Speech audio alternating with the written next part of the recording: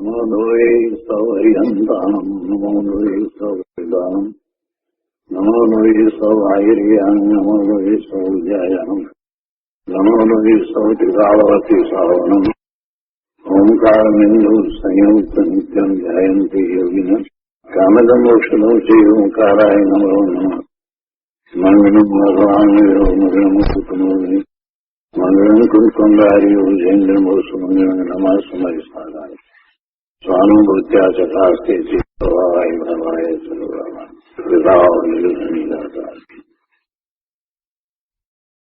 પંચાસ્તિકાય ભગવાન કુંકુંદાચાર્ય રચિત પંચાસ્તિકાય તથા ભગવાન અમૃતચંદ્રાચાર્ય રચિત પંચાસ્તિકાયની ટીકા સમય વ્યાખ્યા એનો સ્વાધ્યાય ચાલે છે. એમાં આપણે 55મી ગાથાનો સ્વાધ્યાય શરૂ કર્યો છે. આ ગાથા એનો અન્વયાર્થ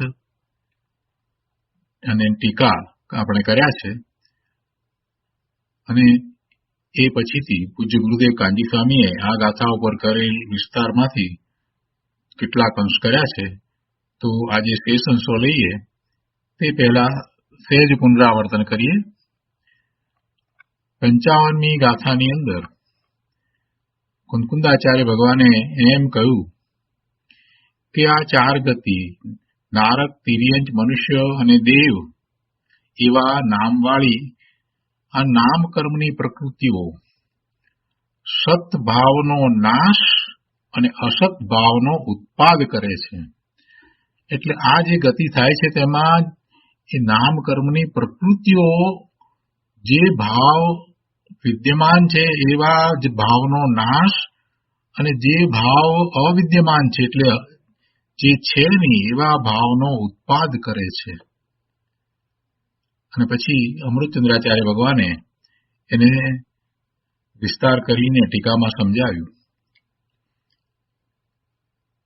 આ ગાથા ઉપર પૂજ્ય ગુરુદેવ કાંજી સ્વામીએ જે વિસ્તાર કર્યો એમાંથી આપણે એક વાત બરાબર સમજ્યા કે આ જે કહેવામાં આવ્યું છે તે વ્યવહાર નયનું કથન છે.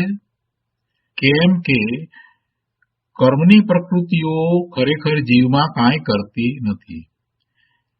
એટલે એ જે કહેવામાં આવ્યું એમાં નિમિત્તનું જ્ઞાન કરાવવામાં આવ્યું.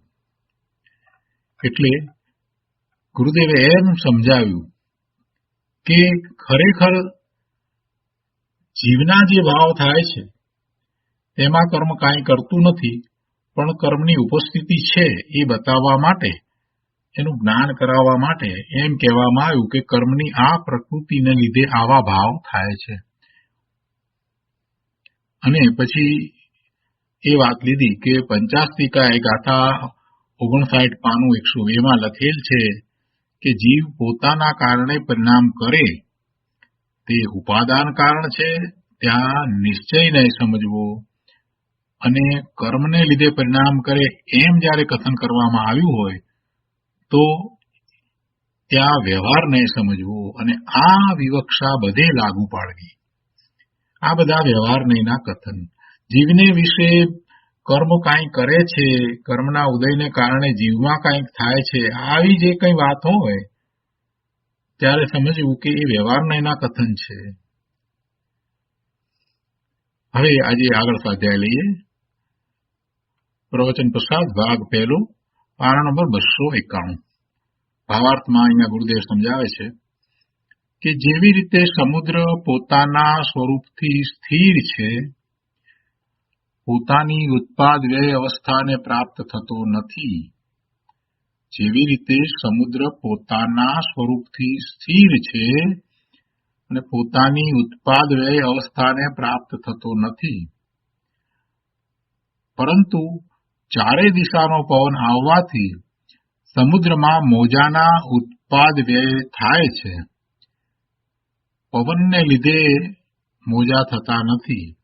પવનને લીધે થતા હોય તો ગુરુદેવ કહે છે કે આકાશમાં મોજા થવા જોઈએ, પણ એમ તો બનતું નથી. પવનને લીધે ખરેખર મોજા થતા નથી. મોજા થવામાં પવન નિમિત્ત કારણ છે, પણ મોજા થવા એ એના પોતાના કારણે થાય છે. તરંગો ઉઠવા એ એના પોતાના કારણે છે. એ કંઈ પવનથી થાય છે એમ નથી. છતાંય વ્યવહારથી એમ કહેવામાં આવે છે કે ચારે દિશાનો પવન આવવાથી સમુદ્રમાં મોજાના ઉત્પાદ અને વ્યય થાય છે, પણ વાસ્તવમાં ખરેખર પવનને લીધે મોજા થતા નથી, કેમ કે બે દ્રવ્ય જુદા છે. પવનને લીધે જો મોજા થતા હોય તો પછી આકાશમાં પણ મોજા થવા જોઈએ, પણ એમ તો બનતું નથી. પાણીમાં મોજાપણે ઉત્પાદ વ્યય થવાની લાયકાત છે તો પવનને નિમિત્ત કહેવાય છે. પાણીમાં મોજાપણે ઉત્પાદ થયો ત્યારે પવનને નિમિત્ત કહેવાય. મોજાપણે વ્યય થયો, જે મોજા છે એનો વ્યય થયો, તો એ વખતે પવનને નિમિત્ત કહેવાય છે. હવે આ તો દ્રષ્ટાંત કહ્યું, તેના ઉપરથી દાર્ષ્ટાંત સમજાવે છે કે તે પ્રમાણે જીવદ્રવ્ય પોતાના ત્રિકાળી શુદ્ધ સ્વભાવથી ઉપજતો નથી તેમજ વિનાશ પામતો નથી. જેમ સમુદ્ર પોતાના સ્વરૂપથી સ્થિર છે એવી રીતે અહીંયા કહે છે કે જીવદ્રવ્ય પણ પોતે પોતાના ત્રિકાળી શુદ્ધ સ્વભાવથી એ સ્થિર જ છે. એ એવા શુદ્ધ સ્વભાવથી ઉપજતો નથી કે નાશ પામતો નથી. સદા એ ટંકોત્કીર્ણ ચૈતન્ય મૂર્તિ છે, પરંતુ અનાદિ કર્મોની ઉપાધિના નિમિત્તે ચાર ગતિ નામ કર્મના ઉદય નવી અવસ્થાને કરે છે અને જૂની અવસ્થાનો નાશ કરે છે. હવે જુઓ, નવી અવસ્થાને કરે ને જૂની અવસ્થાનો નાશ થાય, છતાંય અહીંયા અનાદિ શબ્દ મૂક્યો છે કે એ બધું ક્યારથી છે? અનાદિથી છે. એટલે જે અવસ્થા પહેલા હતી એનો નાશ થયો અને બીજી અવસ્થા થઈ, એવો ક્રમ અનાદિથી ચાલ્યા કરે છે, એની કોઈ આદિ નથી. કર્મના ઉદય છે એટલે એનો અર્થ કે કર્મના બંધન હતા, કર્મનો ઉદય આવ્યો અને એ ઉદય સાથે જોડાઈને ફરી નવા કર્મ બાંધ્યા, જૂના કર્મ જે છે તે ખરી ગયા અને ફરી નવા કર્મ જે બંધાયા હતા એનો ઉદય આવ્યો અને એનું લક્ષ્ય કરીને ફરી નવા કર્મ બાંધ્યા. અને આમ જે કર્મની ઉપાધિ જે છે તો અનાદિની છે. ભલે કર્મને સ્થિતિબંધ છે એટલે કર્મ ખરી જાય છે, પણ એ ખરી જતા પહેલા બીજા નવા એને બંધાઈ જાય છે. એટલે આમ એ અનાદિથી ચાલ્યું આવે છે. એનું એ કર્મ અનાદિથી છે એમ નથી. કોઈ કહે કે મિથ્યાત્વ અનાદિનું છે તો એનો અર્થ એમ નથી કે દર્શન મોહનીય કર્મ એ અનાદિથી છે એનો એટલો મોટો સ્થિતિબંધ. પ્રભુ એમ કહેવાનો આશય નથી. એને દર્શન મોહનીય કર્મ, જ્ઞાનાવરણીય કર્મ હોય, દર્શનાવરણીય કર્મ હોય, અંતરાય કર્મ હોય, ગમે તે કર્મની પ્રકૃતિનો વિચાર કરીએ તો બધા જ કર્મની 148 પ્રકૃતિ જે કહી, તો એ બધી પ્રકૃતિઓ એને અનાદિથી ચાલી આવે છે. કોઈક પ્રકૃતિનો ઉદય છે, એ ઉદય આવે, ફળ આપે, ખરી જાય, વળી બીજી પ્રકૃતિનો ઉદય આવે, ફળ આપે અને ખરી જાય, આમ થાય. અને દરમિયાનમાં એની સાથે જોડાવાથી એટલે એના લક્ષ્ય ફરી એ વિભાવ ભાવે થાય અને ભાવ કર્મ બંધાય અને એના નિમિત્તે નવા દ્રવ્ય કર્મ બંધાય. એટલે આવું અનાદિથી ચાલ્યું આવે છે અને એમ એને ચાર ગતિના ભ્રમણ થાય છે. એટલે કહે છે કે પરંતુ અનાદિ કર્મોની ઉપાધિના નિમિત્તે ચાર ગતિ નામ કર્મના ઉદય નવી અવસ્થાને કરે છે અને જૂની અવસ્થાનો નાશ કરે છે. આ તો અવસ્થાના કરવા અને અવસ્થાના નાશની વાત લીધી છે. એમાં ભગવાન આત્મા ચૈતન્ય મૂર્તિ ટંકોત્કીર્ણ સદાય એવો ને એવો જ રહે છે. અવસ્થામાં બદલાવ આવ્યા કરે છે. એટલે જે પ્રગટ અવસ્થા છે એ અવસ્થાની અંદર જૂની અવસ્થાનો નાશ, નવી અવસ્થાનો ઉત્પાદ એવું છે. છતાંય પોતાનું મૂળ સ્વરૂપ ત્રિકાળ ધ્રુવ એક સરખું રહે છે. જીવ દ્રવ્યનો વિચાર કરીએ તો એ એવું દ્રવ્ય છે કે એનો એક અંશ એવો છે, આ જીવાસ્તિકાયનો એક અંશ એવો છે કે જે બદલાય છે અને બીજો એક અંશ એવો છે કે જે બદલાતો નથી, જે ધ્રુવ રહે છે. અનંત ગુણ અનંત ગુણ જે કુટસ્થ નથી, જેનું પરિણમન ચાલે છે, એમાં કાંઈ ફેરફાર થતો નથી. એટલા ને એટલા જ ગુણો રહે છે. અને અવસ્થા બદલાયા કરે છે. એટલે જે બદલાતો અંશ અને જે એક સરખો રહેતો અંશ, એવા બે અંશ થઈને આખું તત્વ છે, આખું સત્વ છે, આવું જીવાસ્તિકાય છે. તો એમાં આ જે બદલાવની વાત કરી, એ કર્મ કરે છે એમ જયારે કહેવામાં આવ્યું, તો ખરેખર એ કર્મ કરતું નથી, પણ જીવ પોતે કરે છે. અને એમાં કર્મ છે તે નિમિત્ત કારણ છે. એટલે હવે કહે છે કે અહીં કર્મના વશે, એટલે કે પરદ્રવ્યના નિમિત્તે એમ કહેતા વ્યવહાર થયો.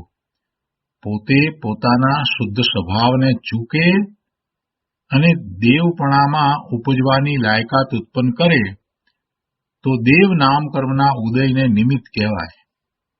મનુષ્ય હતો અને મનુષ્ય ગતિમાંથી હવે દેવની ગતિમાં ગયો, તો એમાં એને આ દેવ નામ કર્મનો ઉદય છે, એથી દેવગતિમાં જવું થયું એમ જયારે કહેવામાં આવે છે, તો ખરેખર એ દેવગતિ નામ કર્મ છે, એને લીધે જીવની એવી દેવની પર્યાય થઈ છે એમ નથી.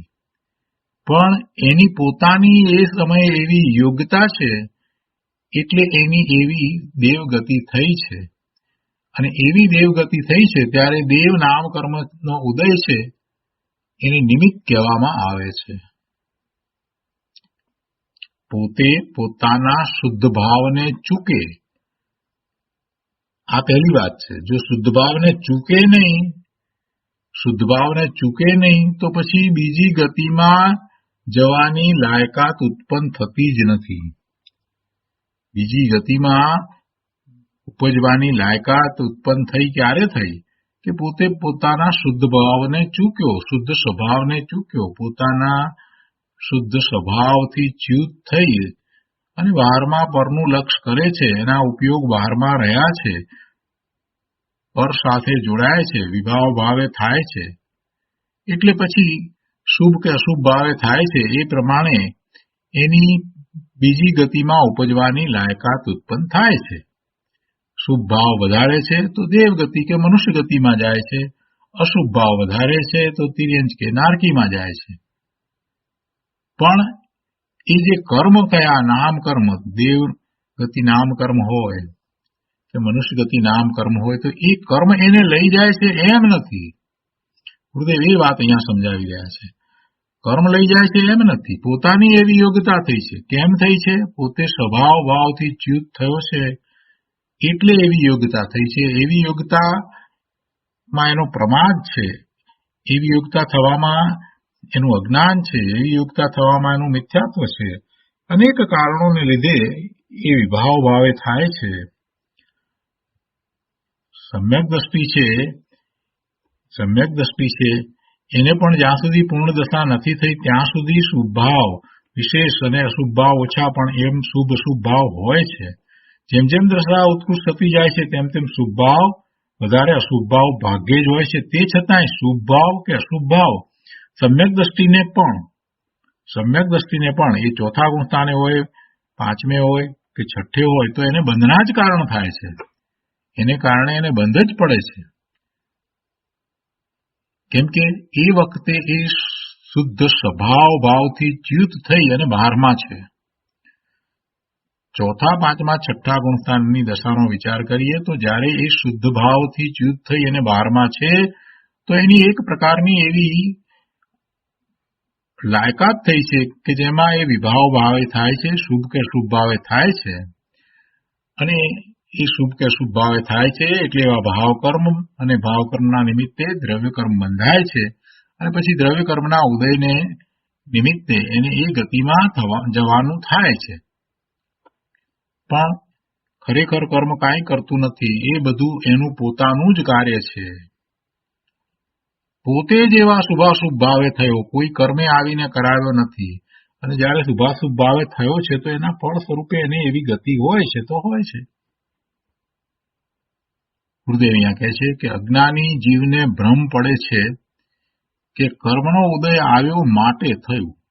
અજ્ઞાની જીવને એવી ઊંધી માન્યતા છે કે આ કર્મનો ઉદય આવ્યો માટે આ મનુષ્યની ગતિ થઈ કે દેવની ગતિ થઈ કે તિર્યંતની ગતિ થઈ કે નારકીની ગતિ થઈ. જે થયું તે આ કર્મનો ઉદય આવ્યો માટે થયું. આવું અજ્ઞાનીને છે એની આ માન્યતા ખોટી છે. અને વળી એ દલીલ પણ કરે કે શ્રેણિક રાજાને, શ્રેણિક મહારાજા, એમને નરકમાં જવાનો ભાવ ક્યાં હતો? એમને નરકમાં જવાનો ભાવ તો હતો નહીં. છતાં પણ નરક ગતિ નામ કર્મનો ઉદય આવ્યો માટે તેમની ઈચ્છા ન હોવા છતાં પરાણે નરકમાં કર્મને લીધે જવું પડ્યું. આમ અજ્ઞાની દલીલ કરે છે તો તેને ગુરુદેવ સમજાવે છે કે ભાઈ, પોતાની નરકમાં જવાની યોગ્યતા તે સમયની છે માટે નરકમાં જાય છે. એ જીવની તે સમયે યોગ્યતા નરકમાં જવાની છે માટે એ જાય છે, અને એવી યોગ્યતા એને પોતે પોતાના સ્વભાવ ભાવથી ચ્યુત થઈ અને કરી છે માટે નરકમાં જાય છે. તેની લાયકાત વિના કોઈ જીવ એમ કોઈ પણ ગતિમાં જતો નથી. તેની યોગ્યતા છે અને એમ એ ગતિમાં જાય છે તો પછી કર્મને નિમિત્ત કહેવાય છે. આગળ કહે છે, આ જીવના કર્તાપણાનો અધિકાર છે. પોતે નરક, મનુષ્ય આદિ ગતિના ઔદૈક ભાવોને કરે. કોણ કરે? જીવ પોતે કરે. અહીંયા કર્તાપણાનો અધિકાર છે. અહીંયા પંચાસ્તિકાયમાં એની વાત લીધી છે. તો કહે છે કે પોતે, જીવ પોતે નરક, મનુષ્ય, દેવ, તિર્યંચ આદિ એ બધી ગતિ, ચારે ગતિના ઔદૈક ભાવોને કરે છે. ત્યારે કયું કર્મ નિમિત્ત છે તે અહીંયા બતાવ્યું છે, એ અહીંયા સાબિત કર્યું છે. પોતે જે ભાવ કરે છે, ઔદૈક ભાવે એ થાય છે, તો એ વખતે સામે કયા કર્મ નિમિત્ત છે એ દર્શાવવામાં આવ્યું છે. એટલે કે આ ઔદૈક ભાવ તો કર્મના ઉદય આવ્યા છે એની સાથે જોડાયો છે અને એવા ભાવ કર્યા છે, તો એવા ભાવ એ કર્મના ઉદય કરાવ્યા નથી. ઔદૈક ભાવે એ થયો તે એ ઔદૈક ભાવે પોતે જાતે થયો છે અને કર્મના ઉદય એને ઔદૈક ભાવે થવામાં નિમિત્ત કારણ છે. ઔદૈક ભાવને કરે તો એમાં એ કર્મ જે છે એ તો નિમિત્ત છે. જીવ છતી પર્યાયનો નાશ કરે છે અને અછતી પર્યાયનો ઉત્પાદ કરે છે તે નિશ્ચય છે ને તેમાં કર્મ નિમિત્ત છે. જીવ છતી પર્યાય એટલે જે વિદ્યમાન પર્યાય છે એનો નાશ કરે છે અને અછતી એટલે જે પર્યાય નથી એનું ઉત્પાદ કરે છે તે નિશ્ચય છે ને તેમાં કર્મ નિમિત્ત છે. એટલે શું કહ્યું? નિશ્ચયથી તો જીવ પોતે કરે છે એટલે એને નિશ્ચય કહ્યો. પણ જો એને બદલે એમ કહીએ કે કર્મ એની પર્યાયનો નાશ કરે છે અને નવી પર્યાયનો ઉત્પાદ કરે છે, તો એમાં કર્મને મુખ્ય કરીને વાત કરી એટલે વ્યવહારના એનું કથન છે. ખરેખર કર્મ કરતું નથી, પણ એમાં પણ નિમિત્ત શું છે એનું જ્ઞાન કરાવ્યું છે. એટલે અહીંયા કહે છે કે જીવ છતી પર્યાયનો એટલે જે પર્યાય છે તે પર્યાયનો નાશ કરે છે, જીવ કરે છે, અને અછતી પર્યાયનો એટલે જે પર્યાય નથી એનો ઉત્પાદ કરે છે. કોણ કરે છે? તે એટલે કે જીવ કરે છે, તો એને નિશ્ચય કહેવાય છે અને તેમાં કર્મ નિમિત્ત છે. કર્મને લીધે ઉત્પાદ વિનાશ કહેવો, કર્મને લીધે એની પર્યાયના ઉત્પાદ વિનાશ કહેવા, તો એ તો નિમિત્તના કથન છે. પણ એવા નિમિત્તના કથન કરવામાં વિરોધ નથી. કર્મને લીધે ઉત્પાદ થયો, કર્મને લીધે વિનાશ થયો, પૂર્વની પર્યાયનો કર્મને લીધે વિનાશ થયો અને નવી પર્યાયનો ઉત્પાદ થયો એમ જયારે કહેવામાં આવે તે કહી શકાય છે, પણ એ વ્યવહારનયના કથન છે, અને એમ વ્યવહારનયના કથનને કહેવામાં કોઈ વિરોધ નથી. પણ એનો અર્થ એમ નથી થતો કે એ કર્મ કરે છે. નિશ્ચયથી જે વાત છે એ તો એમ જ રહે છે કે જીવ પોતે કરે છે. તેવી રીતે જીવ કર્મને લીધે રખડે છે એ વ્યવહાર કથન છે. જીવ કર્મને લીધે રખડે છે, ભવના ભ્રમણ કરે છે, આવું બધું આપણે જે કહીએ છીએ તો એ વ્યવહારનું કથન છે, વ્યવહારથી એમ કહેવાય છે.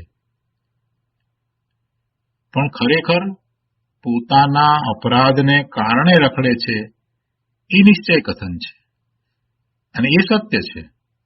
પોતાના દોષને કારણે રખડે છે. શું દોષ છે પોતાનો? શું અપરાધ છે પોતાનો? તો કે પોતે પોતાના સ્વભાવ ભાવે થતો નથી, પોતાના સ્વભાવ ભાવે પરિણમતો નથી. સ્વભાવ ભાવથી ચ્યુત થઈ અને પરનું લક્ષ કરી અને વિભાવ ભાવે થાય છે, એટલે એ રખડે છે. એટલે દોષ એનો પોતાનો છે, અપરાધ પોતાનો છે, એટલે પોતાના અપરાધને કારણે રખડે છે એ નિશ્ચય કથન છે.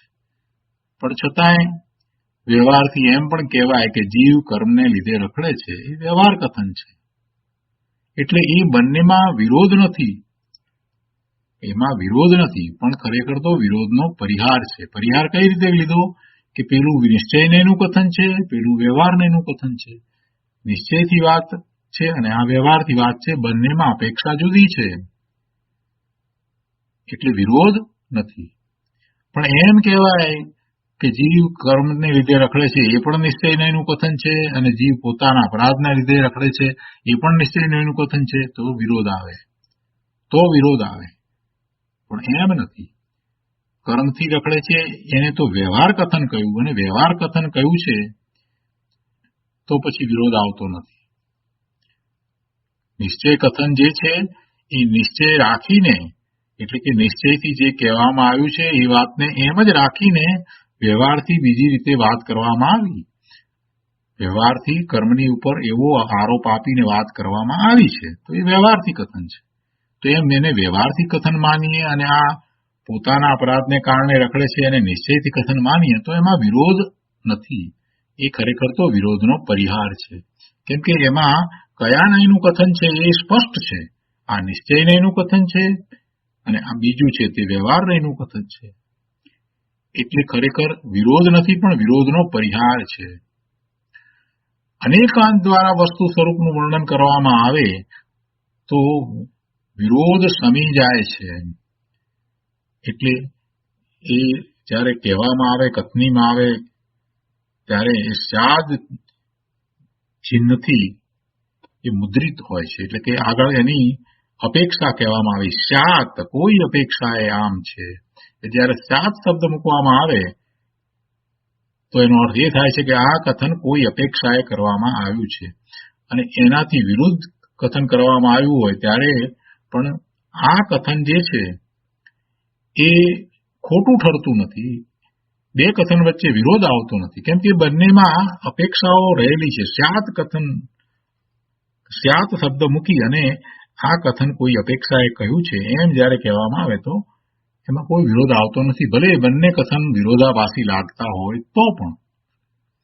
એટલે એમાં સ્યાત શબ્દ મૂક્યો એટલે આપણને પ્રશ્ન થાય કે આમાં કોઈ અપેક્ષા છે, ને પછી આપણે એમાંથી કઈ અપેક્ષાએ કયું કથન છે એને આપણે શોધી કાઢીએ છીએ. એટલે ભલે વિરોધી લાગે, બે ધર્મો વિરોધી હોય એના પણ વર્ણન એ હોય, એક સાથે એક સમયમાં બે વિરોધી વાત હોય તો પણ એમાં વિરોધ આવે નહીં. એટલે એવો સ્યાદવાદ, એવું અનેકાંત સ્વરૂપ દ્વારા વર્ણન જૈન દર્શનમાં છે, એ સિવાય બીજા દર્શનમાં તો નથી. આગળ કહે છે, ગુરુદેવ કહે છે કે કર્મ તને રાગ દ્વેષ કરાવતું નથી, પણ તું પોતે કરે તો વિકાર થાય છે. રાગ દ્વેષ નું કારણ તારું પોતાનું છે, તું કરે તો થાય, ન કરે તો ન થાય. કર્મના ઉદય હોય છતાંય તને રાગ દ્વેષ ન થાય, જો તું ન કરવા ધારે તો ન થાય. આત્મામાં 148 કર્મની પ્રકૃતિઓ છે જ નહીં, માટે કર્મનું લક્ષ છોડવા જેવું છે. કર્મ ઉપર તારું લક્ષ રહ્યા કરે છે ને કે આ કર્મથી મને આમ થાય છે ને પેલા કર્મથી મને તેમ થાય છે, એવું લક્ષ છોડ. કેમ કે જે કર્મ છે એ તો તે પૂર્વે જેવા ભાવ કર્યા હતા એવા ભાવ કર્મના નિમિત્તે બંધાયેલા એ જળ કર્મો દ્રવ્ય કર્મ છે. એ તારી પર્યાયમાં શું ફેરફાર કરે? તારી પર્યાય તારા કારણે થાય છે, અને તારે જેવી પર્યાય કરવી હોય એવી પર્યાય થવામાં પેલું કર્મ કાંઈ કરતું નથી. તારી જેવી પર્યાય થાય એમાં કર્મ કાંઈ પ્રભાવ પાડી શકતું નથી. તું જાતે કર્મના વશ થાય છે, એટલે કે કર્મના ઉદયનું લક્ષ કરી અને તું જાતે જ વિભાવ ભાવે થાય છે. એટલે પછી એમ કહેવાય કે તું જયારે વિભાવ ભાવે થયો તે વખતે આ કર્મનો ઉદય નિમિત્ત કારણ હતો. એટલે ગુરુદેવ અહીંયા કહે છે કે આત્મામાં તો આ 148 કર્મની પ્રકૃતિ છે જ નહીં, માટે કર્મ ઉપરનું લક્ષ છોડવા જેવું છે. અને આત્મા વિતરાગ સ્વરૂપ, પરમ આહલાદ સ્વરૂપ, એક રૂપ ચૈતન્ય પ્રકાશ વાળો છે, એવો નિર્ધાર કરી, એ વાતનો સ્વીકાર કરી તેને ઉપાદેય માનવા જેવો છે. એ જ ઉપાદેય છે. ઉપાદેય છે, આદરણીય છે, આશ્રય કરવા લાયક છે, એનું લક્ષ કરવા લાયક છે, એમાં એકાગ્રતા કરવા લાયક છે. તું જ્ઞાતા છો એવી દ્રષ્ટિ કર અને એકાગ્ર થા. તું જ્ઞાતા છો એવી દ્રષ્ટિ કર અને એકાગ્ર થા, એમ કહેવાનો ભાવ છે. તો અહીંયા આ 55મી ગાથાનો વિસ્તાર પૂરો થયો. હવે જીવના 5 ભાવોનું વર્ણન કરે છે. આ 5 ભાવ જે વાત ચાલી રહી છે, ઔદયિક, ઉપશમ, ક્ષયોપશમ, ક્ષાયિક અને પારિણામિક, તો એનું વર્ણન હવે કરે છે આ 56મી ગાથાની અંદર. તો કુંકુંદાચાર્ય ભગવાનની ગાથા 56. ઉદયેણ ઉવસમેણ ય ખયેણ દુહિમ મિશ્રી દેહી પરિણામે ચુત્તા તે જીવગુણા બહુષુ ય અત્યેષુ વિત્તીર્ણા. સંસ્કૃતમાં ગાથા છે. ઉદયેન ઉપશમેન ચ ક્ષયેન દ્વાભ્યા મિશ્રિતાભ્યા પરિણામેન યુક્તાસ્તે જીવગુણા બહુષુ ચાર્થેષુ વિસ્તીર્ણા. ગુજરાતીમાં ગાથા છે. પરિણામ ઉદય ક્ષયોપશમ ઉપશમ ક્ષય સંયુક્ત જે તે 5 જીવ ગુણ જાણવા બહુ ભેદમાં વિસ્તીર્ણ છે. આ જે ભાવ છે એને કોઈ અપેક્ષાએ ગુણ પણ કહ્યા છે. 56મી ગાથાના અન્વયાર્થમાં કહે છે કે ઉદયેન એટલે ઉદયથી યુક્ત, ઉપશમેન એટલે ઉપશમથી યુક્ત, ક્ષયેણ એટલે ક્ષયથી યુક્ત, દ્વાભ્યા મિશ્રિતાભ્યા એટલે 2 ભેગા મિશ્રિત એટલે કે ક્ષયોપશમથી યુક્ત, ક્ષય અને ઉપશમ એનાથી યુક્ત એટલે દ્વાભ્યા મિશ્રિતાભ્યા એટલે ક્ષયોપશમથી યુક્ત, ચ અને પરિણામેન યુક્તા પરિણામોથી યુક્ત તે એવા જીવ ગુણા 5 જીવ ગુણો જીવના ભાવો છે. ઉદયથી યુક્ત, ઉપશમથી યુક્ત, ક્ષયથી યુક્ત, ક્ષયોપશમથી યુક્ત અને પરિણામથી યુક્ત એવા 5 જીવ ગુણો જીવના ભાવો છે. જ બહુષુ અર્થેષુ વિસ્તીર્ણા અને તેમને ઘણા પ્રકારોમાં વિસ્તારવામાં આવે છે. જો 5 ભાવ સમજાવવા છે તો 5 ભાવ કઈ રીતે છે એ માટે આ ગાથામાં એમ લીધું કે ઉદયથી યુક્ત. ઔદયિક ભાવને કેવો છે તો એ ભાવ કેવો છે તો કે ઉદયથી યુક્ત. ક્ષયોપશમ ભાવ કેવો છે તો કે ક્ષયથી યુક્ત. ઉપશમ ભાવ કેવો છે તો કે ઉપશમથી યુક્ત. દ્વાભ્યા મિશ્રિતાભ્યા એટલે 2 ભેગા મિશ્રિત એટલે કે ક્ષયોપશમથી યુક્ત, ક્ષય અને ઉપશમ એનાથી યુક્ત એટલે દ્વાભ્યા મિશ્રિતાભ્યા એટલે ક્ષયોપશમથી યુક્ત, ચ અને પરિણામેન યુક્તા પરિણામોથી યુક્ત તે એવા જીવ ગુણા 5 જીવ ગુણો જીવના ભાવો છે. ઔપસમિક ભાવને કેવો છે તો ઉપશમથી યુક્ત, એટલે એ રીતે અહીંયા વાત લીધી છે. અન્વયાર્થમાં બરાબર ધ્યાન રાખીને જો જોશો તો ખ્યાલ આવશે કે અહીંયા શું કહ્યું છે, ઉદયથી યુક્ત, ઉપશમથી યુક્ત, ક્ષયથી યુક્ત, ક્ષયોપશમથી યુક્ત અને પરિણામથી યુક્ત એવા જીવના ગુણો, જે ખરેખર જીવના ભાવો છે, તો અહીંયા કહે છે કે એવા જીવના ગુણો છે. આ જીવના ગુણો છે અને તેમને ઘણા પ્રકારોમાં વિસ્તારવામાં આવે છે. ટીકામાં અમૃતચંદ્રાચાર્ય ભગવાન વિસ્તારથી સમજાવે છે કે જીવને ભાવોના ઉદયનું એટલે કે 5 ભાવોની પ્રગટતાનું આ વર્ણન છે. જીવને ભાવોના ઉદયનું એટલે 5 ભાવની પ્રગટતાનું આ વર્ણન છે. એમાં કહે છે કે કર્મોનો ફળદાન સમર્થપણે ઉદ્ભવ તે ઉદય છે. જો પહેલા તો ઉદય સમજાવ્યો, ઉદય, ઉપશમ, ક્ષયોપશમ, ક્ષય અને પરિણામ, એ 5ની વાત મૂળ ગાથામાં કરવામાં આવી. એનાથી યુક્ત એમ વાત લીધી ને, ઉદય, ઉપશમ, ક્ષય, ક્ષયોપશમ અને પરિણામથી યુક્ત. તો પહેલા આ ઉદય શું છે, ઉપશમ શું છે, એને અમૃતચંદ્રાચાર્ય ભગવાન સમજાવે છે કે ઉદય શું, કોને કહેવો ઉદય? તો કહે છે કે કર્મોનો ફળદાન સમર્થપણે ઉદ્ભવ તે ઉદય છે. ફળદાન સમર્થ એટલે ફળ દેવામાં સમર્થ. કર્મોનો ફળદાન સમર્થપણે ઉદ્ભવ એટલે ફળ દેવામાં સમર્થપણે જે ઉદ્ભવ કોનો, કર્મનો, તેને ઉદય કહેવાય. કર્મના ઉદય બોલીએ છીએ તો એ શું છે ખરેખર? ઉદય એટલે એ કર્મનું જે ફળ આપવાની શક્તિ જે વર્તે ઉદ્ભવ પામે છે એને ઉદય કહેવામાં આવે. કર્મ તો હોય, બંધાયા હોય, પણ એ સત્તામાં પડ્યા હોય, હજી એની એ ઉદયમાં નથી આવ્યું એમ કહીએ છીએ, એટલે કે એ હજી ફળ આપતું નથી. કર્મ જે બંધાય છે એ પછી દરેક કર્મની પ્રકૃતિને ઉદયમાં આવવા માટેનો એનો સમય હોય છે. ક્યારે એ ઉદયમાં આવે ને કેટલો સમય ઉદયમાં રહે, એ જ્યારે એ બંધ પડે છે ત્યારે એ નક્કી થઈ જાય છે. કેવી પ્રકૃતિ છે એની સાથે એ ક્યારે ઉદયમાં આવે, કેટલો વખત રહેશે અને ક્યારે ખરી જશે, આ બધું પણ નક્કી હોય છે.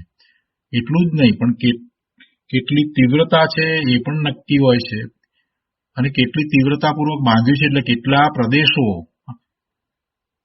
એટલે એવો કેટલો પ્રદેશ બંધ થયો છે, એટલે કેટલા કાર્બન રજકણો આવ્યા છે, એટલા, એ બધી વાત જે છે તે બંધાય છે ત્યારે નક્કી હોય છે. એટલે આ ઉદય એમાં જે કહેવામાં આવ્યો તે ઉદયનો અર્થ શું? કર્મ તો બંધાયેલું હોય અને પછી જ્યારે એ ફળ આપે ત્યારે એને ઉદયમાં આવ્યું એમ કહેવામાં આવે છે. કેટલાક કર્મ જે છે એ બંધાતા જાય, ભેગા થાય અને ત્યાર પછીથી એ ઉદયમાં આવે.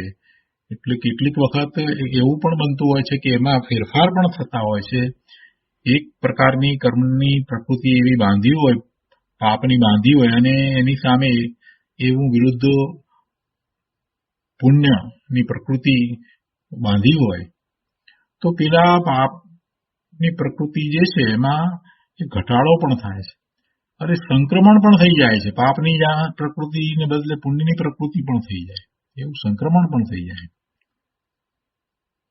ઉત્કર્ષણ, અપકર્ષણ, સંક્રમણ વગેરે કર્મની અંદર થાય છે. કેટલીક વખત કેટલાય કાળ સુધી કર્મો બાંધ્યા હોય અને એક વખતમાં ઉદયમાં આવે અને ખરી જાય, અને કેટલીક વખત એક વખત બાંધ્યું હોય પણ ઘણો કાળ સુધી એ ઉદયમાં રહે. જેમ કે આયુષ કર્મ છે તે એનો બંધ એક જ વખત પડ્યો, પછી એનો ઉદયનો કાળ કેટલો, જ્યારથી જન્મ થાય અને મૃત્યુ પામે ત્યાં સુધીનો હોય છે. એટલે બધી કર્મની પ્રકૃતિઓ જે છે એને એવા એના નિયમો હોય છે, અને એ કર્મના ગ્રંથ ગોમઠસારની અંદર બહુ સૂક્ષ્મ વાતો એના કર્મ સંબંધીની એમાં આપવામાં આવી છે. કઈ પ્રકૃતિ કઈ રીતે બંધાય, એના કારણો, કઈ પ્રકૃતિની સાથે કેટલા કોનો ઉત્કર્ષણ અપકર્ષણ કઈ રીતે થાય, આ બધી વાત એમાં બહુ સૂક્ષ્મ રીતે આપવામાં આવી છે ગોમટસારની અંદર. તો અહીંયા તો કર્મના ઉદયને પહેલા સમજાવ્યો આચાર્ય ભગવાને એમ કહ્યું કે કર્મોનો આ ઉદય તમે કરો છો તે શું છે? તો કે કર્મોનો ફળદાન સમર્થપણે ઉદ્ભવ. કર્મોનો ફળદાન સમર્થપણે ઉદ્ભવ એટલે કે કર્મનો ફળ દેવામાં સમર્થપણે ઉદ્ભવ. કર્મ તો હતું, બંધાયું તો હતું, પણ એનો હવે એ ઉદ્ભવ થયો. કેવી રીતે ઉદ્ભવ થયો? તો કે ફળ દેવાના સામર્થ્ય સહિત ઉદ્ભવ. એટલે જે હતું એ હવે એ ઉદયમાં આવ્યું. ફળદાન સમર્થપણે ઉદ્ભવ, તેને ઉદય કહ્યો. અનઉદ્ભવ તે ઉપશમ છે. એવો ઉદ્ભવ ન થાય તે ઉપશમ છે. ફળ દેવા રૂપ નથી થતું તે ઉપશમ છે. ઉદ્ભવ તેમજ અનુદ્ભવ તે ક્ષયોપશમ છે. પહેલું લીધું ફળદાન સમર્થપણે ઉદ્ભવ, ફળદાન સમર્થપણે અનુદ્ભવ અને ફળદાન સમર્થપણે ઉદ્ભવ તેમજ અનુદ્ભવ, આ ત્રણની વાત અહીંયા લીધી. તો કે છે કે ફળદાન સમર્થપણે ઉદ્ભવ એ ઉદય, ફળદાન સમર્થપણે અનુદ્ભવ તે ઉપશમ છે અને ફળદાન સમર્થપણે ઉદ્ભવ તેમજ અનુદ્ભવ તે ક્ષયોપશમ છે. તેમાં આ ઉદય, ઉપશમ અને ક્ષયોપશમ આ રીતે સમજાયા. બીજું અત્યંત વિશ્લેષ તે ક્ષય છે. કોનો?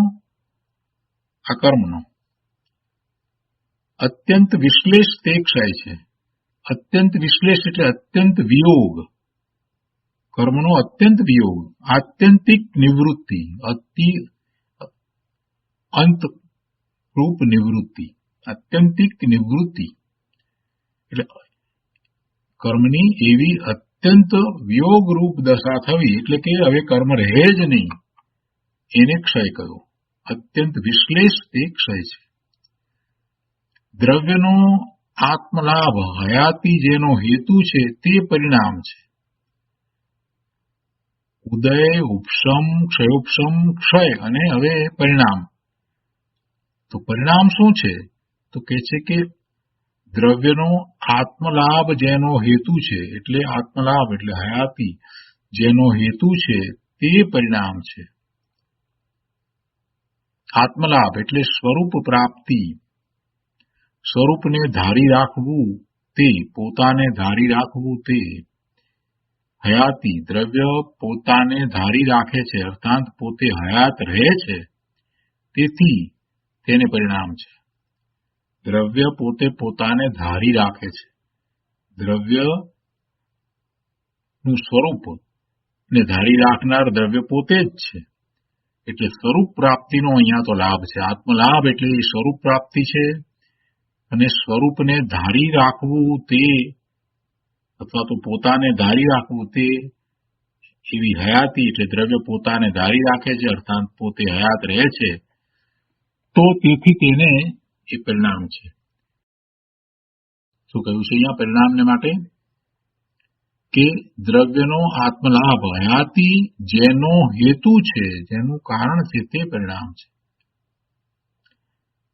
ત્યાં હવે આગળ સમજાવે છે કે ત્યાં ઉદયથી યુક્ત તે ઔદયિક છે, ઉપશમથી યુક્ત તે ઔપશમિક છે, ક્ષયોપશમથી યુક્ત તે ક્ષાયોપશમિક છે, ક્ષયથી યુક્ત તે ક્ષાયિક છે અને પરિણામથી યુક્ત તે પારિણામિક છે. એવા આ 5 જીવ ગુણો છે.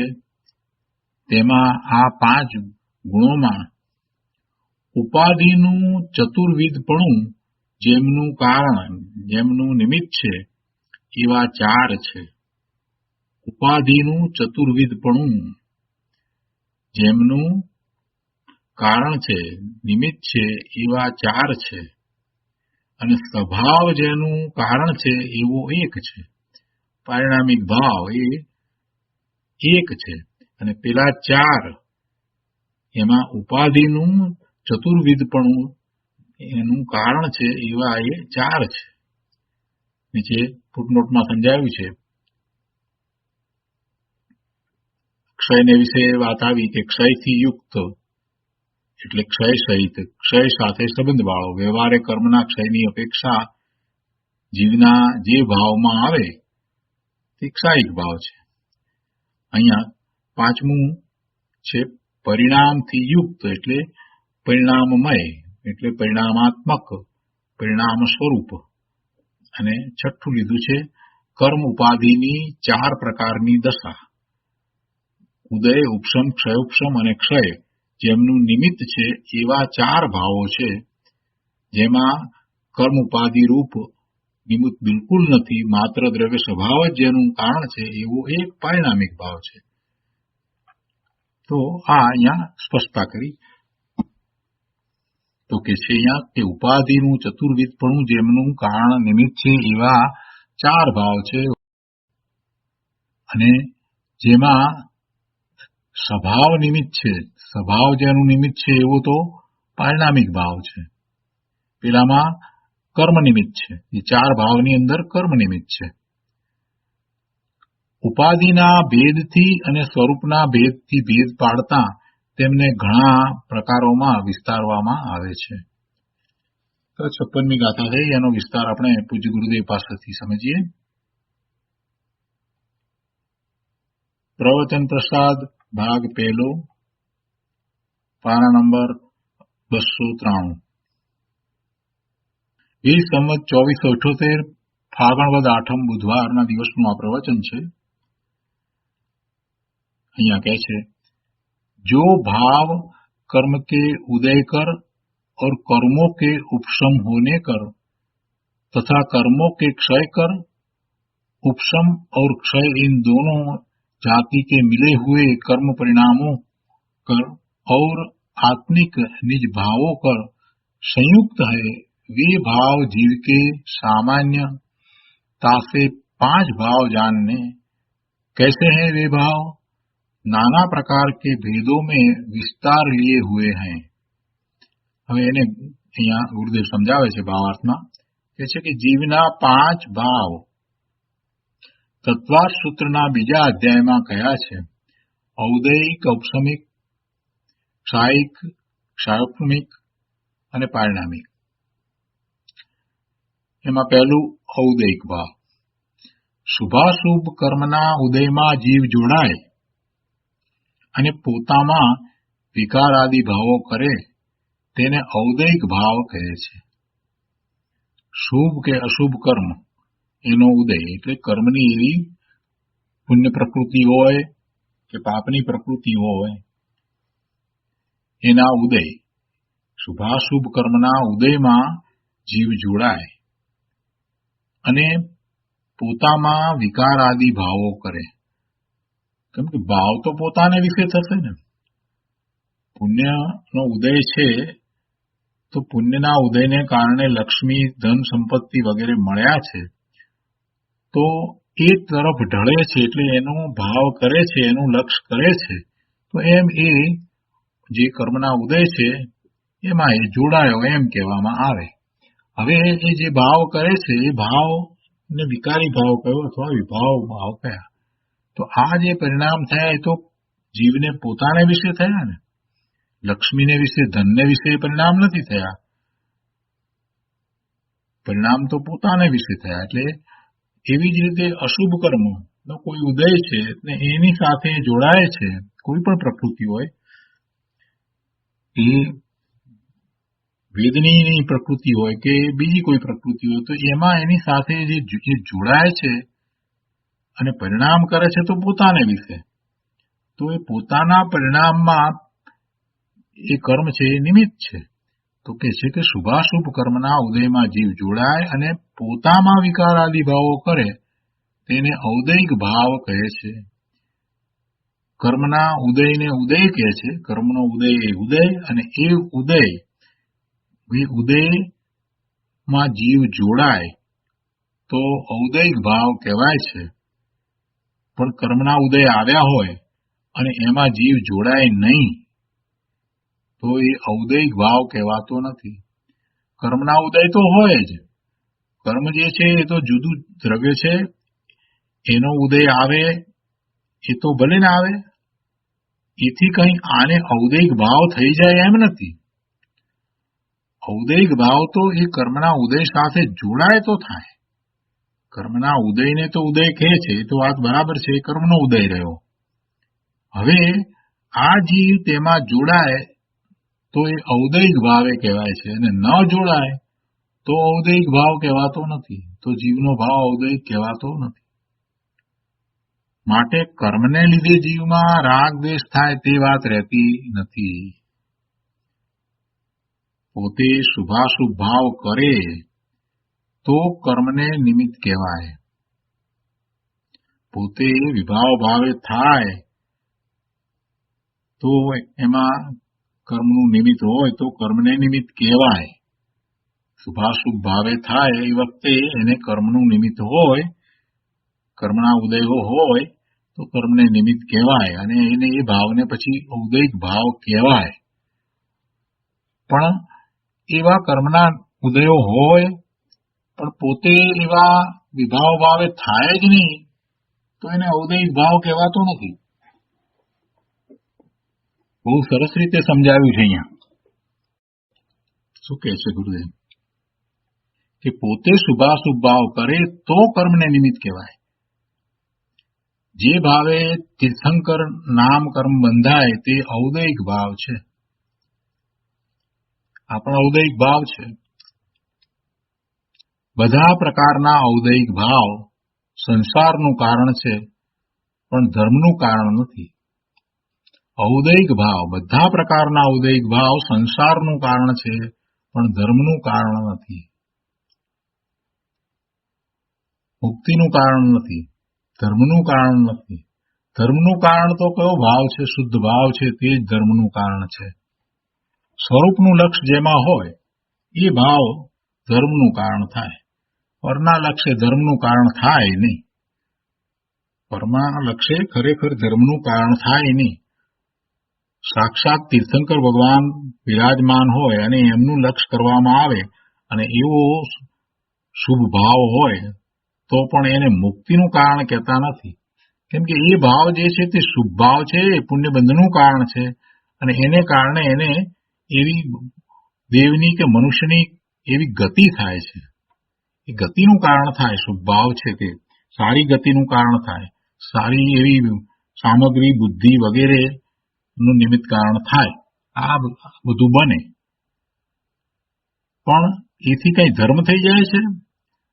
વર્તમાનમાં આપણને બધાને ઘણી સામગ્રી મળી ગઈ છે, ઘણી અનુકૂળતાઓ પણ પ્રાપ્ત થઈ ગઈ છે, આ બધું મળ્યું છે, તો એ બધાને ધર્મનું કારણ થઈ જાય છે? એથી બધાને ધર્મ થાય છે? ના, ધર્મ તો અંતરંગ વસ્તુ છે. સામગ્રી મળી, આ પુસ્તક મળ્યા અને પુસ્તકને આપણે વાંચીએ, આ શાસ્ત્ર મળ્યા એને વાંચીએ એટલે ધર્મ થઈ જાય છે? એટલે ધર્મ નથી થતો. એથી તો માત્ર માહિતી પ્રાપ્ત થાય છે, ધર્મ તો બાકી રહ્યો. ધર્મ તો અંતરંગ વસ્તુ છે. આ જે માહિતી છે એ માહિતીને સમજી આત્મસાત કરી, એટલે કે પોતાની ઉપર ઉતારીને, જ્યાં જ્યાં આત્માની વાત આવે ત્યાં ત્યાં એ વાત મારી છે એમ પોતાની ઉપર ઉતારીને એવી દ્રઢતા કરી અને સ્વાનુભૂતિ કરે તો ધર્મ થાય છે. એટલે આ શાસ્ત્ર વાંચવાનો ભાવ છે તે શુભ ભાવ છે. શાસ્ત્રનો વાંચવાનો ભાવ હોય કે પૂજા ભક્તિનો ભાવ હોય તો પણ શુભ ભાવ છે. પણ એ બધા ભાવ સામે એવા ઉદય છે, તો એ ઉદય સાથે જોડાઈને થયેલા ભાવ હોવાથી એને ઔદૈક ભાવ કહેવાય છે. અને ગુરુદેવ કહે છે કે એ બધા પ્રકારના ઔદૈક ભાવ એ સંસારનું કારણ છે. તીર્થંકર નામ ગોત્ર બંધાય એવો ભાવ, એ ભાવ શુભ ભાવ છે, અને એ પણ ઔદૈક ભાવ છે. એ પણ ઔદૈક ભાવ છે. એને કારણે પુણ્યનો ઉત્કૃષ્ટ પ્રકારનો બંધ પડે છે, એટલે એવું નામ કર્મ બંધાય છે. એથી કઈ તીર્થંકર થવાતું નથી. તીર્થંકર નામ કર્મ એ તો કર્મ છે, અને જે પણ કર્મ હોય એનો સ્થિતિબંધ હોય, અને એ સ્થિતિબંધ પૂરો થતા એ ચાલ્યું પણ જાય, એટલે એ તો કર્મ છે. અને સિદ્ધ દશા એ તો કર્મ રહિત દશા છે. એ તો કર્મ રહિત દશા છે. એ કર્મને કારણે તીર્થંકર થાય છે એમ નથી. તીર્થંકર નામ કર્મ એટલે એ એવું શરીર વગેરે એવા અતિશયો વગેરે હોય એ તીર્થંકર નામ કર્મની પ્રકૃતિને લીધે હોય છે. પણ એ જીવનો અંતરંગ પુરુષાર્થ જે છે, પોતાના સ્વરૂપમાં સ્થિરતાનો પુરુષાર્થ થાય છે, તો એ કેવળ જ્ઞાન પ્રગટ કરે છે, તીર્થંકર થાય છે. એટલે તીર્થંકર નામ પ્રકૃતિ બાંધી છે, પણ એ પ્રકૃતિ જે છે એ ખરેખર એને કેવળ જ્ઞાનનું કારણ થતું નથી. બહુ શાંતિથી આ બધી વાતને સમજવાની જરૂર છે. નામ કર્મ છે. કર્મ, કોઈ કર્મ ધર્મનું કારણ થાય નહીં. કર્મ છે એ બંધનું જ કારણ છે. કોઈક પ્રકારનો એમાં બંધ છે. એટલે ગુરુદેવ અહીંયા કહે છે કે જે ભાવે તીર્થંકર નામ કર્મ બંધાય તે ઔદૈહિક ભાવ છે, અને બધા પ્રકારના ઔદૈહિક ભાવ સંસારનું કારણ છે, પણ ધર્મનું કારણ નથી. ધર્મનું કારણ તો અંતરંગ હોય. તો ઔદૈહિક ની વાત કરી. હવે ઔપસમિક ભાવ. ઔપસમિક ભાવમાં શું છે? મૂળ ગાથા પ્રમાણે તો ઉપસમ યુક્ત ભાવ જે છે તે ઔપસમિક ભાવ છે. એ વાત આવી ને શાસ્ત્રમાં, તો એ વાત આવી. હવે અહીંયા ગુરુદેવ એને વિસ્તારથી સમજાવે છે કે કર્મમાં ઉપસમ થાય તેને ઉપસમ કહે છે. અને ઉપસમની વ્યાખ્યા પણ અમૃતચંદ્રાચાર્ય ભગવાને સમજાવી. હવે કહે છે કે કર્મમાં ઉપસમ થાય તેને ઉપસમ કહે છે. કર્મોના ઉપસમના નિમિત્તે જીવમાં પોતાના પુરુષાર્થથી સમ્યક દર્શન અને ચારિત્રમાં ઉપસમ થાય તેને ઔપસમિક ભાવ કહે છે. જો ઔપસમિક ભાવ એ છે તે બે હોય. ઔપસમિક ભાવના ભેદ બે: સમ્યક અને ચારિત્રમાં. એટલે ઔપસમિક સમ્યક્ત્વ અને ઔપસમિક ચારિત્ર. એટલે બીજે ઉપસમ હોતો નથી. સમ્યક્ત્વ અને ચારિત્રમાં ઉપસમ ભાવ હોય. જેવી રીતે કચરો નીચે બેસી જવાથી પાણી નિર્મળ થાય છે, એટલે કે કચરો તો રહ્યો જ, અંદર જ રહ્યો છે, પણ એ નીચે બેસી ગયો એટલે ઉપર પાણી જે છે તે નિર્મળ થાય છે. તેવી રીતે કર્મનો ઉપસમ થવાથી જીવમાં ઉપસમ થાય છે. ઉપસમ ક્યાં થયો? કર્મમાં. કર્મમાં ઉપસમ થયો છે. અને એ કર્મમાં ઉપસમ જ્યારે થયો છે એ વખતે જે જીવનો ભાવ છે એને ઔપસમિક ભાવ કહેવામાં આવે છે. હવે એક અહીંયા પ્રશ્ન થાય કોઈને કે કર્મનો ઉપસમ થાય ત્યારે જીવને ઔપસમિક ભાવ થાય, કે જીવને ઔપસમિક ભાવ થાય માટે કર્મનો ઉપસમ થાય? બંને સાથે જ છે. બંને વચ્ચે એવો જ નિમિત્ત નૈમિત્તિક સંબંધ છે. કર્મનો ઉપસમ અને જીવને જે ભાવ એ વખતે છે તો એ ભાવને ઔપસમિક ભાવ કયો. તો એ ઔપસમિક ભાવ થયો જીવનમાં, એ જીવની પર્યાયમાં થયો, અને સામે પેલા કર્મ જે છે એની ફળ આપવાની શક્તિ જે છે તે એ વખતે બંધ થઈ ગઈ છે. એનો ઉપસમ થયો એમ કહેવામાં આવે. તો એ કર્મ આપવાની જે શક્તિ હતી, કર્મ ફળ આપવાની જે શક્તિ, એ પહેલા એનો ઉપસમ થયો, એટલે પછી આ જીવને જે ભાવ થયો એને ઔપસમિક કહેવાય? કે પછી જીવને પહેલા ઔપસમિક એવો ભાવ થયો માટે પેલા કર્મની પ્રકૃતિ જે છે તે ફળ આપવાની ન રહી, એનો ઉપસમ થયો? આવો પ્રશ્ન જો થાય તો એનો જવાબ એક જ છે કે બંને સાથે જ હોય, કોઈ આગળ પાછળ નથી. પણ નિમિત્ત નૈમિત્તિક સંબંધ એવો છે કે જ્યારે આને ઔપસમિક ભાવ છે ત્યારે સામે કર્મનો ઉપસમ હોય છે. અને એ ઉપસમને અહીંયા સમજાયો છે ગુરુદેવે કે એમાં કર્મ જે છે એ તો અંદર તો પડ્યું છે, સત્તામાં પડ્યું છે, એનો ક્ષય થયો છે, નીકળી ગયું છે એમ નથી. એટલે ઉદાહરણ આપ્યું કે પાણીમાં જેમ કચરો છે, પહેલું છે, પણ એ કચરો નીચે બેસી ગયો છે, આચરી ગયું છે, તો ઉપર નિર્મળ પાણી થાય છે. તેવી રીતે કર્મનો ઉપસમ થવાથી જીવમાં ઉપસમ થાય છે. પાણી નિર્મળ પોતાની યોગ્યતાથી થાય છે, તેમાં કચરાનું બેસી જવું તે નિમિત્ત છે. એવી રીતે જીવને જે ઔપસમિક ભાવ થયો તો એ એનો પોતાનો છે, અને એ જ વખતે કર્મની પ્રકૃતિનો ઉપશમ થવો એ એનું છે. તો એને કર્મની પ્રકૃતિનો ઉપશમ થાય છે એટલે એને નિમિત્ત કહેવામાં આવે છે. શું કહે છે કે પાણી નિર્મળ પોતાની યોગ્યતાથી થાય છે, તેમાં કચરાનું બેસી જવું નિમિત્ત છે. તેમ જીવ પોતાના પુરુષાર્થથી દર્શન અથવા ચારિત્રમાં ઉપશમ ભાવ પ્રગટ કરે તો કર્મના નિમિત્તે પ્રગટે છે એમ કહેવામાં આવે છે.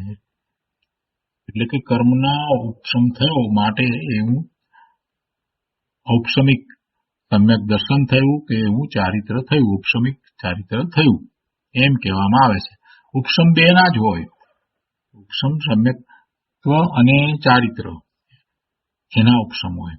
એટલે શ્રદ્ધાની વાત અહીંયા જે કરીએ છીએ, જે મિથ્યા શ્રદ્ધાન છે એ મિથ્યા શ્રદ્ધાન જાય છે તો પહેલા એ સમ્યક્ત્વ થયું તે એ ઔપસમિક સમ્યક્ત્વ છે, અને એ વખતે આ ચારિત્ર ઔપસમિક હોય છે. હવે ત્રીજું ક્ષયોપશમિક ભાવ એટલે કર્મનો ક્ષયોપશમ છે, એનાથી યુક્ત જે ભાવ તે ક્ષયોપશમિક ભાવ છે. એ વાત આપણે શાસ્ત્રમાંથી સમજ્યા. અહીંયા ગુરુદેવ એને વિસ્તાર કરીને સમજાવે છે કે કર્મનો કોઈક ઉદય હોય અને કોઈક ઉદય ન હોય તેને કર્મનો ક્ષયોપશમ કહે છે. કોઈક પ્રકૃતિ જે છે કર્મની એ ઉદયમાં છે, કોઈક પ્રકૃતિ કર્મની ઉદયમાં નથી. એક જ કર્મ જે છે એની કેટલીક પ્રકૃતિઓનો ઉદય છે, કેટલીકનો નથી. એવો જે છે તેને કર્મનો ક્ષયોપશમ કહેવામાં આવે છે. તો કર્મનો કોઈક ઉદય હોય ને કોઈક ઉદય ન હોય તેને કર્મનો ક્ષયોપશમ કહે છે. તેમાં જીવ જોડાય અને પોતામાં જ્ઞાન દર્શન વીર્યનો અમુક ઉઘાડ દેખાય અને અમુક ન દેખાય. જેટલો પુરુષાર્થ તેટલો ઉઘાડ દેખાય છે, અને જેટલો પુરુષાર્થ નથી તેટલો ઉઘાડ દેખાતો નથી. તો પોતાની યોગ્યતા મુજબ ઉઘાડ દેખાય છે ત્યારે કર્મના કારણે ક્ષયોપશમિક ભાવ થયો એમ કહેવાય છે. આ તો વિકાસની વાત જયારે કરીને ત્યારે વાત આવીને કે જેટલો ઉઘાડ થયો છે એટલો તો વિકાસ છે, જેટલો ઉઘાડ નથી થયો એટલો અવિકાસ છે. વીર્યનો અમુક ઉઘાડ દેખાય અને અમુક ન દેખાય. જેટલો પુરુષાર્થ તેટલો ઉઘાડ દેખાય છે, અને જેટલી પુરુષાર્થમાં ખામી રહી એટલો ઉઘાડ નથી દેખાતો. જેટલો પુરુષાર્થ નથી થયો એટલો ઉઘાડ નથી. તો એ પોતાની યોગ્યતા મુજબ ઉઘાડ દેખાય છે એટલે એવો ઉઘાડ થાય છે, પ્રગટતાની વાત છે. તો એ વખતે જે ભાવ છે જીવનો એક ક્ષયોપશમિક ભાવ છે, અને એમાં આ કર્મ છે તે નિમિત્ત છે. એટલે કે છે કે ત્યારે કર્મના કારણે ક્ષયોપશમિક ભાવ થયો એમ કહેવાય છે. વાસ્તવમાં એ જીવનો પુરુષાર્થ જે છે એનો ખ્યાલ આપનાર છે. ક્ષાયિક ભાવ, ચોથું ક્ષાયિક ભાવ. કર્મનો નાશ થવો તેને ક્ષય કહે છે, અને જે ક્ષય યુક્ત છે એ ક્ષાયિક ભાવ છે. એટલે કે જ્યારે કર્મનો ક્ષય થાય છે એ વખતે જે ભાવ છે તે ક્ષાયિક ભાવ છે. કર્મનો નાશ થવો તેને ક્ષય કહે છે, અને તેના નિમિત્તે જે ભાવ ઉત્પન્ન થાય તેને ક્ષાયિક ભાવ કહે છે. આ ક્ષય થયો એના નિમિત્તે જે ભાવ થાય તેને ક્ષાયિક ભાવ કહે છે. પણ ક્ષાયિક ભાવ છે જીવનો. ક્ષાયિક ભાવ છે તો જીવનો. જીવને ક્ષાયિક ભાવ થાય એટલે કર્મની પ્રકૃતિનો ક્ષય થાય. પણ એ જીવ કાંઈ એક કર્મની પ્રકૃતિનો ક્ષય કરતું નથી, કે પછી એમ પણ નથી કે જે કર્મનો ક્ષય થયો માટે અને અહીંયા આ ક્ષાયિક ભાવ થયો, એમ પણ નથી. બંને સાથે છે. એટલે કર્મ ઉપર આરોપ આપીને એમ કહેવામાં આવે કે કર્મનો તદ્દન બિલકુલ અભાવ થયો, અત્યંત અભાવ થયો એટલે કે કર્મનો ક્ષય થયો. કર્મનો ક્ષય થયો એ નિમિત્ત છે, અને એમાં એ વખતે જે ભાવ થયો તે ક્ષાયિક ભાવ છે. આ કેવળ જ્ઞાન, કેવળ દર્શન એ ક્ષાયિક ભાવ છે. 9 પ્રકારના ક્ષાયિક ભાવ હોય છે. તો કે છે કે કેવળ જ્ઞાન આદિ ક્ષાયિક ભાવે છે. પોતામાં એકાગ્ર થઈ સર્વથા શુદ્ધતા પ્રગટ થવી અને અશુદ્ધતાનો નાશ થવો તેને ક્ષાયિક ભાવ કહે છે. બધા ભાવ તો જીવના જ છે, પણ સામે કર્મનું શું થાય છે એ ઉપરથી એને નામ આપવામાં આવે છે. ભાવ છે એ તો જીવના જ છે. ક્ષાયિક ભાવમાં ક્ષય તો કોનો થાય છે? કર્મનો થાય છે. ઔપશમિક ભાવ છે તો એમાં ઉપશમ કોનો છે? કર્મનો છે. એટલે જે નામ આપવામાં આવ્યા છે એ સામે કર્મનું શું થાય છે એના ઉપરથી નામ આપવામાં આવે છે. તો આ 4 પ્રકારના ભાવ થયા. હવે 5મું પારિણામિક ભાવ. એના સંબંધીનો વધુ વિસ્તાર આપણે આવતી વખતે લઈશું. આજનો સ્વાધ્યાય અહીંયા સુધી રાખીએ છીએ. હવે સુખધામ બોલીએ. સુખધામ અનંત સુસંત ચરી દિન રાત રહે તદ જ્ઞાન મહી પ્રકાંતિ અનંત સુધામય છે પ્રણમુ પદતે વરતે જયતે પ્રણમુ પદતે વરતે જયતે